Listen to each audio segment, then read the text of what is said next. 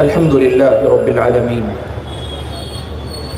والصلاة والسلام على أشرف الأنبياء والمرسلين وعلى آله وأصحابه أجمعين ومن تبعهم بإحسان إلى يوم الدين. يا أيها الذين آمنوا اتقوا الله حق تقاته ولا تموتن إلا وأنتم مسلمون. يا أيها الناس اتقوا ربكم الذي خلقكم من نفس واحدة وخلق منها زوجها وبث منهما رجالا كثيرا ونساء واتقوا الله الذي تساءلون به والأرحام إن الله كان عليكم رقيبا. يا أيها الذين آمنوا اتقوا الله وقولوا قولا سديدا يصلح لكم أعمالكم ويغفر لكم ذنوبكم ومن يطع الله ورسوله فقد فاز فوزا عظيما. أما بعد فأعوذ بالله من الشيطان الرجيم. بسم الله الرحمن الرحيم.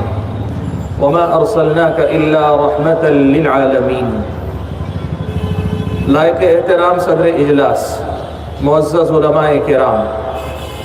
ذمہ داران جماعت و جمعیت، بزرگوں،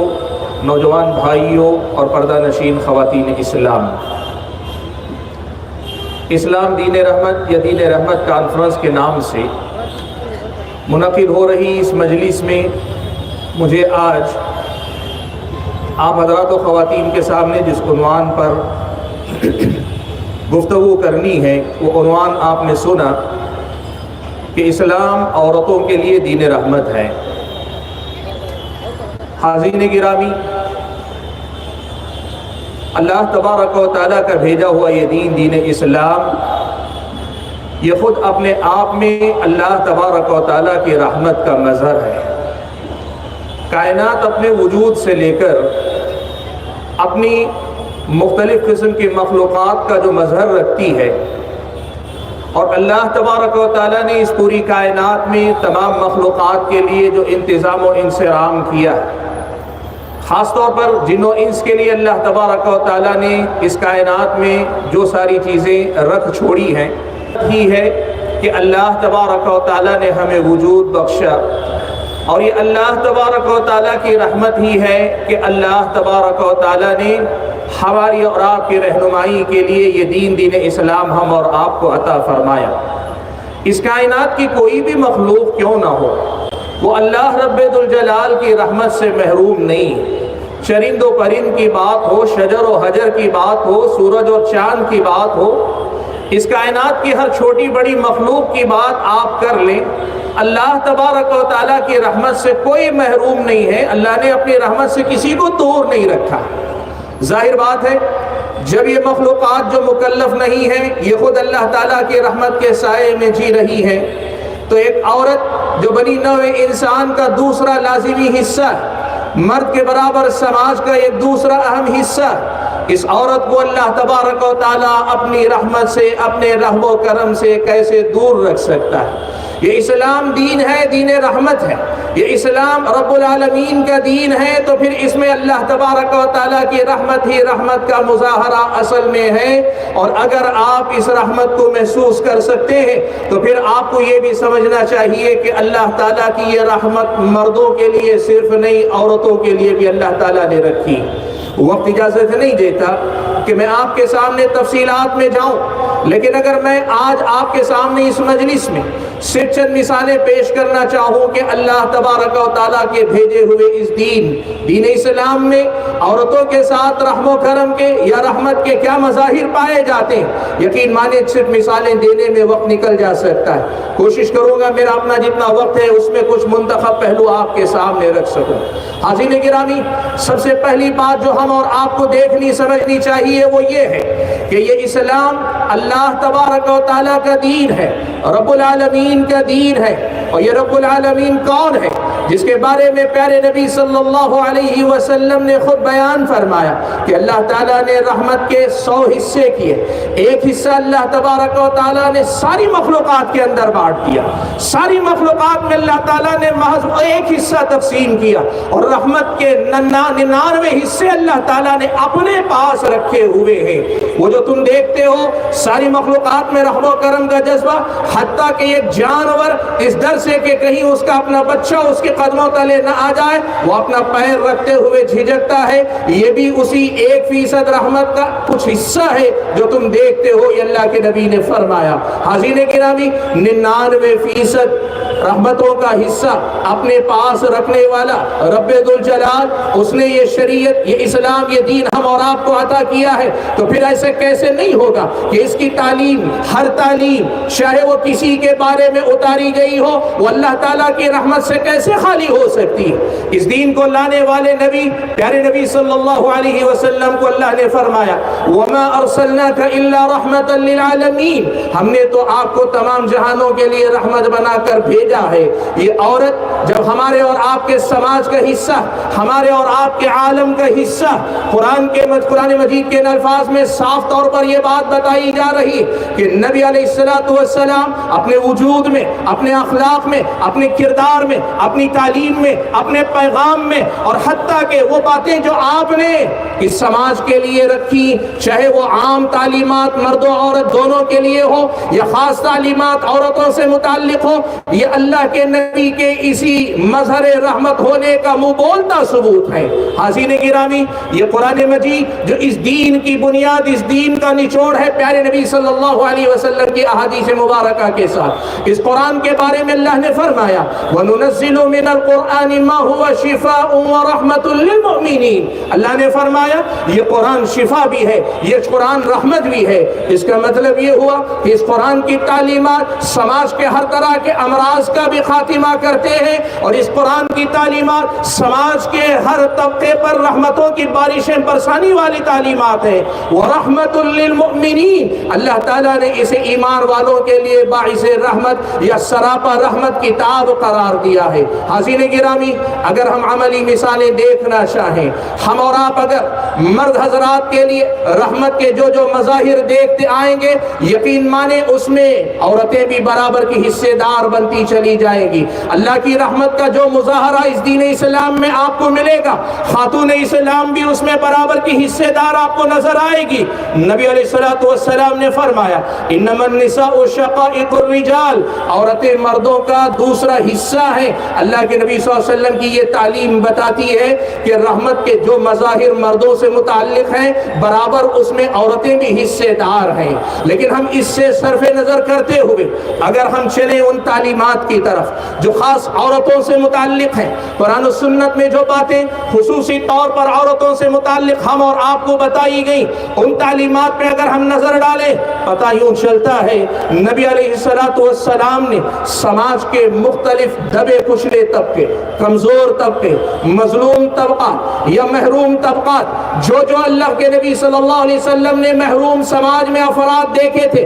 ان کو جس طرح آپ صلی اللہ علیہ وسلم نے اپنی تعلیمات کے ذریعے اپنے پیغام کے ذریعے سماج میں عزت عطا کی سماج میں مقام عطا کیا اور سماج میں حقدار بنایا اور حق سے حق دلایا نبی علیہ السلام نے یہ جو عظیم کردار ادا کیا اس کا ایک بڑا حصہ آپ کو لگے گا کہ اللہ کے نبی صلی اللہ علیہ وسلم نے عورتوں پر ہی خاص طور پر محنت کی. چلیے میں آپ کے سامنے کچھ 8-10 منتخب تعلیمات صرف بتاتا ہوں جو مجھ کو اور آپ کو بتائیں گی کہ نبی علیہ السلام نے جو دین ہم اور آپ تک پہنچایا اس دین نے عورتوں کے ساتھ کیسے رحم و کرم کا مظاہرہ کیا کیسے یہ تعلیمات عورتوں کے حق میں دین اسلام کو رحمت کا مظہر بناتی ہے ہم دیکھتے چلیں. حاضرین گرامی پیارے نبی صلی اللہ علیہ وسلم جس سماج میں بھیجے گئے عرب کا سماج جاہلیت کا وہ معاشرہ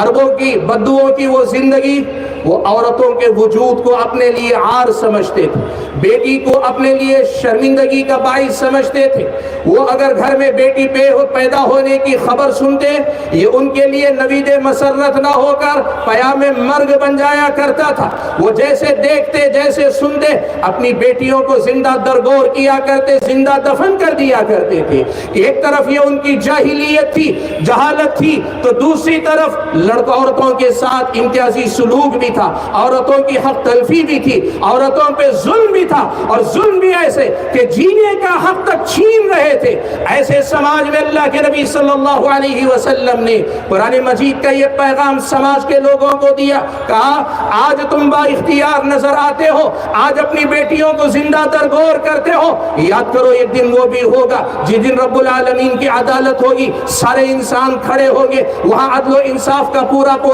تقاضا پورا ہوگا۔ ویسے موقع پہ وَإِذَا الْمَوْءُودَةُ سُئِلَتْ، اس دن جو سوالات کیے جائیں گے ان میں ایک سوال یہ بھی کیا جائے گا کہ زندہ دفن کی گئی لڑکی سے پوچھا جائے گا یا اس کے بارے میں پوچھا جائے گا بِأَيِّ ذَنبٍ قُتِلَتْ، آخر اسے مارا گیا تو کس جرم کے عوض مارا گیا، آخر اسے ختم کیا گیا تو کیوں ختم کیا گیا۔ حاضرین گرامی، عورت کے ساتھ رحم و کرم کے مظاہرے کا یہ پہلی تعلیم زمانے جاہلیت کی جہالت تک موقوف نہیں، اسلامی شریعت کا حکم آج بھی یہی ہے کہ اگر کوئی بچی کسی ماں کے پیٹ میں پروان چڑھ رہی ہو، اس کی جنس معلوم کر کے آج بھی اگر ابارشن کوئی کرتا ہے، وہ بھی اس آیت کا مصداق ہے، وَإِذَا الْمَوْءُودَةُ سُئِلَتْ بِأَيِّ ذَنبٍ قُتِلَتْ، اس دن پوچھا جائے گا آپ کی کوکھ سے جنم لینے والی یہ بچی، یہ بیٹی جسے اللہ نے جینے کا حق دیا تھا، تم نے اس سے اس کا حق کیوں چھینا، کیسے چھینا، کیا جرم اس نے کیا تھا، پوچھا جائے گا۔ ظاہر بات ہے جواب نہیں ہوگا، ظالموں کو اپنے ظلم کی سزا بھگتنی پڑے گی۔ یہ ایک تعلیم ہے جو بتاتی ہے اسلام دین رحمت ہے عورت کے لیے۔ اگلی تعلیم آپ کو سناتا ہوں۔ زمانے جاہلیت کا ایک طریقہ یہ تھا، باپ مر جاتا، بیٹی یتیم ہو جاتی، کوئی رشتہ دار اس کا کفیل ہو جاتا، اور کفیل ہونے کے بعد اس کی پرورش کرتے کرتے جب وہ بچی بلوغت کی عمر کو پہنچتی،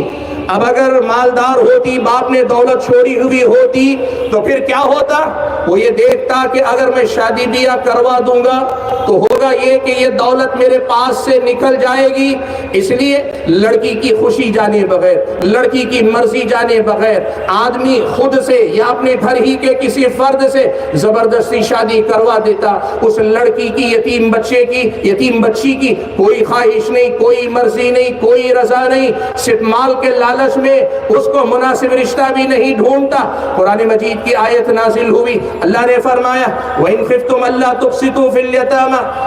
وَإِنْ خِفْتُمْ أَلَّا تُقْسِطُوا فِي الْيَتَامَى فَانكِحُوا مَا طَابَ لَكُم مِّنَ النِّسَاءِ مَثْنَىٰ وَثُلَاثَ وَرُبَاعَ۔ اللہ کے نبی صلی اللہ علیہ وسلم پر یہ آیت نازل ہوئی، اور اس میں آگے جا کر اللہ تعالیٰ نے حکم دیا کہ یتیم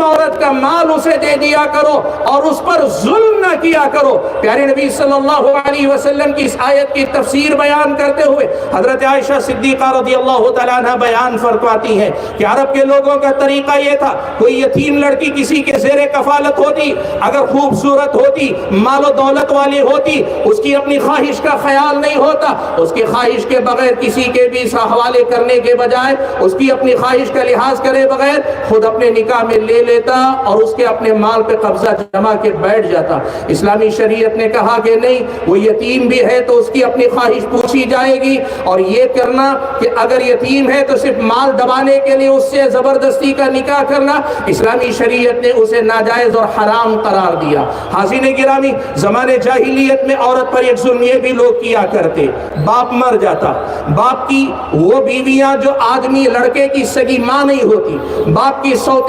آدمی کی سوتیلی ماں جو ہوتی، باپ کے مرنے کے ساتھ لڑکا جاتا، اس خاتون پر اپنا کوئی کپڑا یا کوئی چیز ڈال دیتا، اور اس ڈال دینے کا مطلب یہ ہوتا یہ کل تک میرے باپ کی منکوحہ تھی، میرے باپ کی بیوی تھی، آج میری اپنی ملکیت ہے، میری لونڈی کے درجے میں ہے یا میری اپنی ملکیت ہے۔ وہ کل تک سوتیلی ماں بنی ہوئی تھی، آج سے وہ ایک لونڈی کی طرح یا پھر یہ کہ اس کی اپنی ملکیت کی طرح بالکل اس کے ساتھ تعلق خاص قائم کرنے والا ظلم اس عورت پہ کیا جاتا تھا۔ عورت کے لیے کتنی نفسیاتی تکلیف کی بات ہوگی، کل تک وہ جسے بیٹے کی نظر سے دیکھتی تھی، بیٹا مانتی تھی یا پھر اپنے شوہر کا بیٹا تھا ہی،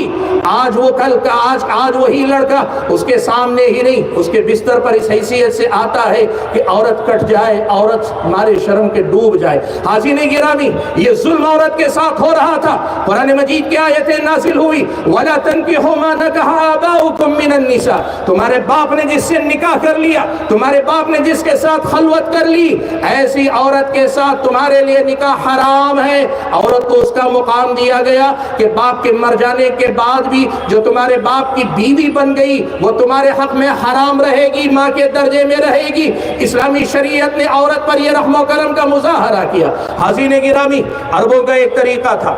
شادی کر لیتے، ناراض ہوتے، بیوی کو طلاق دے دیتے، اور طلاق دینے کے بعد نہ رجوع کرتے، نہ اسے اس کا حق زوجیت عطا کرتے۔ دونوں طرح کا ظلم، نہ وہ بیوی ہے کہ اسے بیوی کا حق مل رہا ہے، نہ ہی وہ آزاد ہو رہی ہے کہ وہ اپنی خوشی سے کسی اور سے شادی کر لے۔ یہ ظلم عرب سماج میں عام تھا۔ طلاق کیا؟ فَإِمْسَاكٌ بِمَعْرُوفٍ أَوْ تَسْرِيحٌ بِإِحْسَانٍ، طلاق یہ تکریم ہے، اسے توہین کا ذریعہ نہ بناؤ۔ طلاق یہ خوش اسلوبی سے رشتہ ختم کرنے کا نام ہے، اسے ظلم و ستم کا عنوان نہ بناؤ۔ طلاق کے دینے کا ایک ضابطہ دیا، کہا کہ عورت کو زیادہ سے زیادہ 2 مرتبہ طلاق دے کر واپس دوبارہ نکاح میں لے سکتے ہو، اور اگر تیسری مرتبہ طلاق دے دیا تو پھر وہ تمہارے نکاح سے نکل جائے گی۔ آگے فرمایا وَلَا تُمْسِكُوهُنَّ ضِرَارًا لِتَعْتَدُوا، ایسا نہیں ہونا چاہیے کہ عورت کو نقصان پہنچانے کی نیت اور مقصد سے تم عورت کو اپنے پاس روک کے رکھو۔ حاضرین گرامی، آج بھی ہمارے اور آپ کے سماج میں یہ ظلم عورتوں پہ ہوتا ہے۔ اسلام دین رحمت ہے، اور اسلام کا حکم آپ کو یہ، آپ کی بیوی نافرمان ہے، آپ کی بیوی سرکش ہے، آپ کی بیوی آپ کے معیار کے مطابق کھری نہیں اتر رہی ہے، آپ جائز طریقے سے اسلامی شریعت نے معاملے کے جو طریقے بتائے ہیں نصیحت کرو۔ فَعِدُوهُنْ وَاهْجُرُوهُنَّ فِي الْمَضَاجِعِ، ان کی نصیحت کے لیے بستر میں ذرا دوری اختیار کرو۔ وَاضْرِبُوهُنْ، وہ مار جو ان کے بدن سے زیادہ ان کے نفس پہ لگے، تربیت والی مار ان کو مارو۔ لیکن اگر معاملہ اس سے آگے بڑھ جائے تو یہ جو طریقہ ہے، ماں کے گھر بھیج دیا یا اسے اپنے گھر میں چھوڑ دیا، نہ طلاق دیتا ہے نہ ہی اسے قبول کر کے بیوی کی طرح اپنے ساتھ رکھتا ہے۔ اسلامی شریعت نے کہا یہ ظلم ہے آدمی کا، یہ ظلم ہے مرد کا کہ عورت کو ایسی معلق بنا کے رکھے۔ اگر وَلَا تُمْسِكُوهُنَّ ضِرَارًا لِتَعْتَدُوا، عورت کو نقصان پہنچانے کے مقصد سے نہ خلا دو نہ طلاق دو، اپنے پاس روک کے رکھو، اسلامی شریعت تمہیں اس کی اجازت نہیں دیتی۔ حاضرین گرامی، عربوں میں ایک ظلم یہ بھی تھا کہ عرب کے لوگ ایک سے زائد شادیاں کرتے تو شادی کرنے کے بعد کئی عورتوں کو نکاح میں تو رکھتے لیکن ان کو ان کا حق نہیں دیا کرتے۔ اسلامی شریعت نے سب سے پہلے تو ایک عدد متعین کیا کہ زیادہ سے زیادہ 4 ہو سکتے ہیں، لیکن 4 کے بارے میں شرط پہلی یہ رکھی،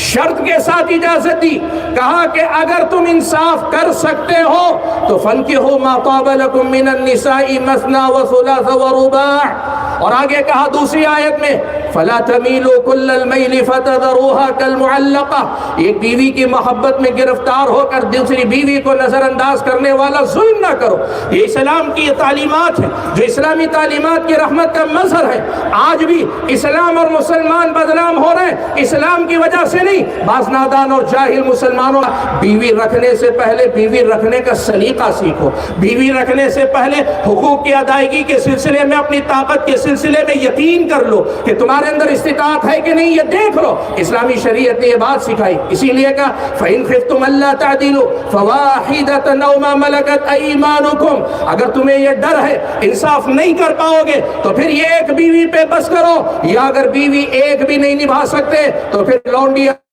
میسر ہے زمانے میں کسی اس پہ کرو۔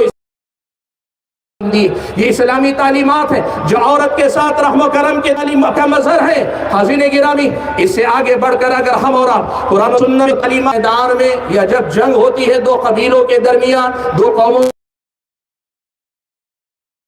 بنا جاتا ہے، آج دنیا دیکھو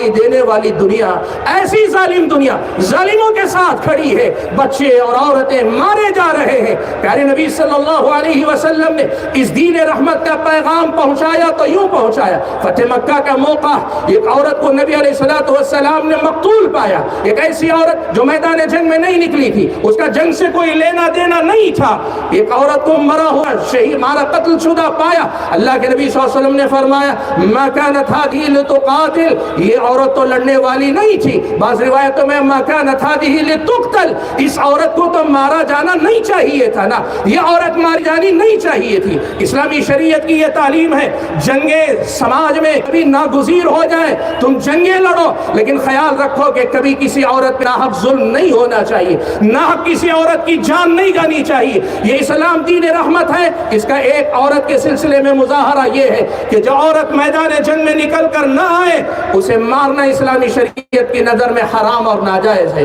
حاضرین گرامی، اسلامی شریعت کی جو تعلیمات خواتین سے متعلق الگ الگ ملتی، آپ دیکھو اسلامی شریعت نے بحیثیت ماں عورت کے سلسلے میں کیا کیا تعلیمات دی۔ سبحان اللہ، آدمی کا نام باپ سے چلتا ہے، آدمی کا نسب باپ سے چلتا ہے، آدمی کا خاندان باپ سے چلتا ہے، آدمی کی جو پہچان ہے باپ سے جڑی ہوئی ہے، لیکن وہی باپ جب ماں کے مقابلے میں پوچھا گیا اے اللہ کے نبی ای الناس احق بصحبتی، اے اللہ کے نبی میرے حسن سلوک کا سب سے زیادہ مستحق کون ہے؟ اللہ کے نبی نے فرمایا امک، تم اپنی ماں کے ساتھ حسن سلوک کرو۔ صحابی نے پوچھا اللہ کے نبی دوسرے نمبر پہ کون؟ کہا تمہاری اپنی ماں ہے۔ تیسرے نمبر پہ پوچھا، کہا تمہاری ماں ہے۔ چوتھے نمبر پہ پوچھا تمہارا اپنا باپ ہے۔ یہ سچ ہے، مفادات تمہارے باپ سے زیادہ جڑے ہوئے، لیکن یہ حقیقت یاد رکھنا کہ اللہ تبارک و تعالیٰ نے حسن سلوک باپ سے زیادہ ماں کو اس کا حقدار قرار دیا ہے۔ حاضرین گرامی، حضرت عبداللہ ابن عمر رضی اللہ تعالیٰ عنہما سے یہ اثر مروی ہے،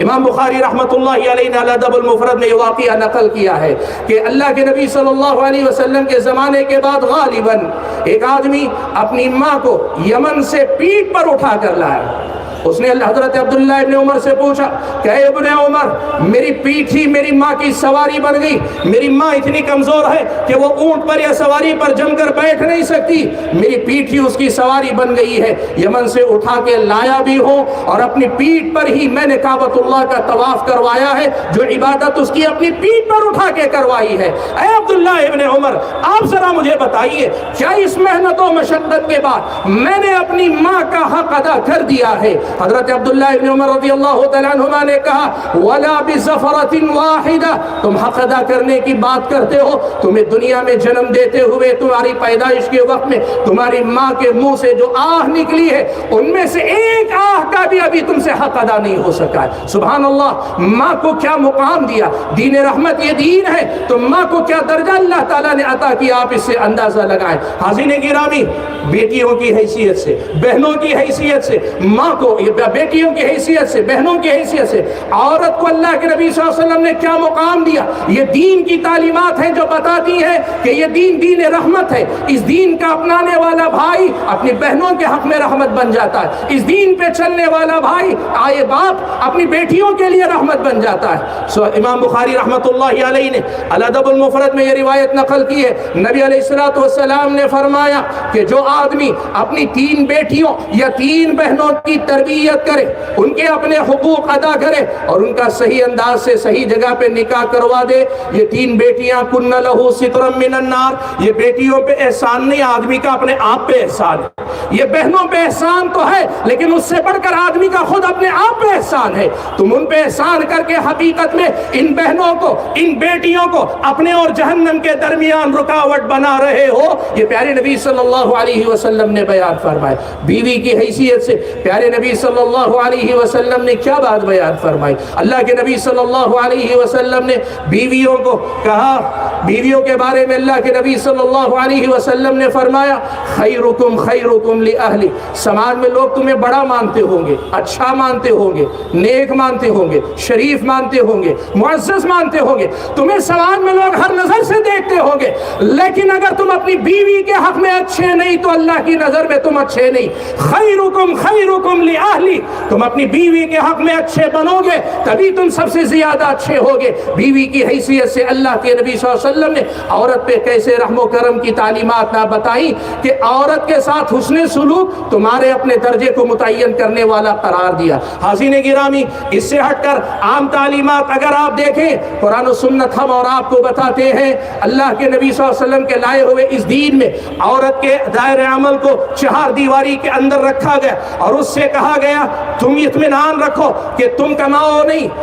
تم محنت کم کش مت بنو، جاؤ تم جا کے کمائی نہ کرو، تمہاری اپنی ذمہ داری پیدائش کے بعد باپ پر ہے، اور اگر شادی بیاہ ہو جاتی تمہارا اپنا شوہر ہے، اور اللہ کرے اگر تم عمر دراز ہو اور اس کے بعد تمہارے اپنے شوہر کا انتقال ہو جائے، تمہارے اپنے بچے ہیں، تمہارے اپنے خرچ کی ذمہ داری تم پر نہیں، تمہارے اپنے بچوں پر ہے، لیکن اگر اس کے ساتھ تم اگر اپنے دائرے میں رہ کر کمانا چاہو، اللہ کی راہ میں خرچ کرنا چاہو، اللہ تمہیں اس کی اجازت دیتا ہے۔ سبحان اللہ، یہ رحم و کرم نہیں تو کیا ہے؟ آج مغربی دنیا وہ انسانوں کے ساتھ حسن سلوک کے باب ہی میں نہیں، عورتوں کے سلسلے میں مساوات کے نام پر، یا پھر یہ کہ مرد و زن کے درمیان آپسی برابری کے نام پر جس قسم کے معیار کو لے کر چلتی ہے، کبھی کوئی خاتون خادہ مسلمان عورت اگر بیٹھ کر دیکھے، گھر میں بیٹھی ہے، وہ اپنے گھر کی ملکہ ہے، وہ اپنے گھر میں با اختیار ہے اور معطل نہیں، سماج کے لیے بہتر افراد کو فراہم کرنے کے لیے وہ گھر چلا رہی ہے، گھر کے ذریعے سماج چلا رہی ہے، اور اس کے ساتھ ساتھ نہ مردوں کی طرح دھکے کھانے پڑتے ہیں، نہ مردوں کی طرح دوہری ذمہ داری اٹھانی پڑتی ہے، اس کے باوجود پورے حق کے ساتھ باپ کے، شوہر کے، بیٹے کے مال میں سے اپنا حق لیتی ہے۔ اللہ کے نبی صلی اللہ علیہ وسلم کی دی ہوئی ان تعلیمات کو آپ دیکھیں، وقت اجازت نہیں دیتا، ورنہ یہ موازنہ بڑا دلچسپ ہوتا کہ مغربی عورت زیادہ با اختیار ہے یا مشرقی عورت زیادہ با اختیار ہے، وہ مغرب کی آزادی عورت کے لیے زیادہ رحمت ہے یا پھر یہ مشرق کی تعلیمات، قرآن و سنت کی تعلیمات عورت کے حق میں زیادہ مفید ہے۔ بڑا جاندار، بڑا شاندار موازنہ ہو سکتا ہے۔ حاضرین گرامی، ایک اور تعلیم بھی آپ کے سامنے ذکر کر دیتا ہوں۔ دیکھو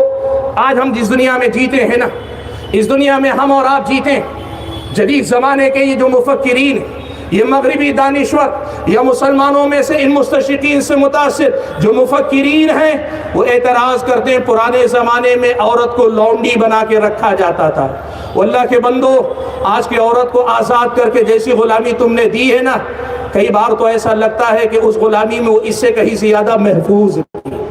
اس غلامی میں آج کی آزادی سے زیادہ محفوظ تھی وہ عورت۔ آج آپ دیکھو پیارے نبی صلی اللہ علیہ وسلم نے یہ جو تعلیم دی ہے جو میں آپ کے سامنے ذکر کرنے جا رہا ہوں، مردوں سے زیادہ شاید وہ عورتیں محسوس کر سکیں جو گلیوں میں نکلتی ہیں تو یہ جو بھوکے بھیڑیے، ہوس کے بھیڑیے، ان پہ نظریں گاڑے رہتے ہیں، ان کا پیچھا کرتی ہے، جو ان پہ گزرتی ہے، ان ماں اور بہنوں پہ جو قیامت ٹوٹ پڑتی ہے، اس تجربے سے گزرنے والی عورت اگر اسلامی شریعت کی یہ تعلیم دیکھے گی، اسے پتہ چلے گا کہ اسلام اس کے حق میں دین رحمت کیوں ہے۔ اللہ کے نبی نے حضرت علی کو مخاطب کرتے ہوئے فرمایا، یا علی لا تتبع النظرۃ النظرہ، اے علی ایک نظر کے بعد کسی عورت پہ دوسری نظر مت ڈالنا،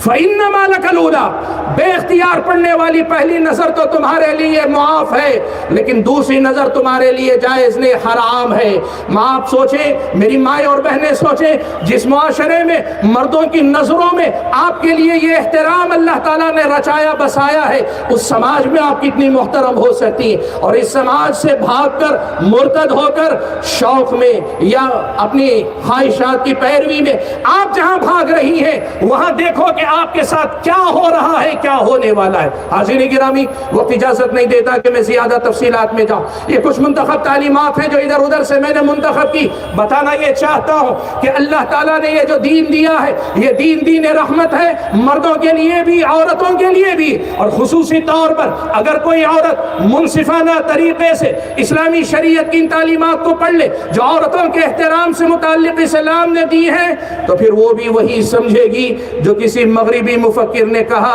اسلامی تعلیمات کو پڑھنے کے بعد کہ عورت ایک نئی مخلوق تھی جو ظہور اسلام کے بعد پیدا ہوئی۔ سبحان اللہ۔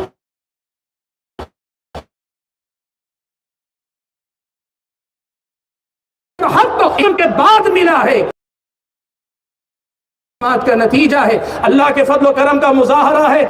ایک عورت چاہے وہ مسلمان ہو کہ غیر مسلم عورت ہو، اسلامی شریعت کے سائے میں امن و امان کے ساتھ بھی رہتی ہے، عزت کے ساتھ بھی رہتی ہے، اور اس کے ساتھ اپنی شناخت کے ساتھ اور اپنا حق کے ساتھ لے کر جیتی ہے۔ حاضرین گرامی، یہ کچھ منتخب باتیں آپ کے سامنے ذکر کر کے میں اپنی گفتگو کو سمیٹ لیتا ہوں۔ پیغام یہی دینا ہے، وَمَا أَرْسَلْنَاكَ إِلَّا رَحْمَةً لِّلْعَالَمِينَ۔ نبی علیہ السلام کا یہ دین ہم سب کے لیے رحمت ہی رحمت ہے، اور ہماری ماں اور بہنوں کے لیے بھی رحمت ہے۔ شرط یہ ہے کہ جہالت کے پردے اتارے اور اللہ تبارک و تعالیٰ کے دیے ہوئے دین کو علم اور بصیرت کی نگاہ سے پڑھنا شروع کریں۔ جتنا پڑھتے جائیں گے اتنا ڈوبتے جائیں گے، اور جس قدر اس میں ڈوبتے جائیں گے اپنے سماج، اپنی زندگی میں اسی قدر ابھرتے جائیں گے۔ اللہ سے دعا کیجیے کہ اللہ تعالیٰ مجھے اور آپ سبھی حضرات اور خواتین کو جو کچھ ہم کہتے سنتے ہیں ان باتوں کو سمجھ کر اپنے ایمان میں اضافہ کرنے اور اپنے عمل میں ترقی لانے کے توفیق عطا فرمائے۔ آمین۔ وآخر دعوانا الحمد للہ رب العالمین۔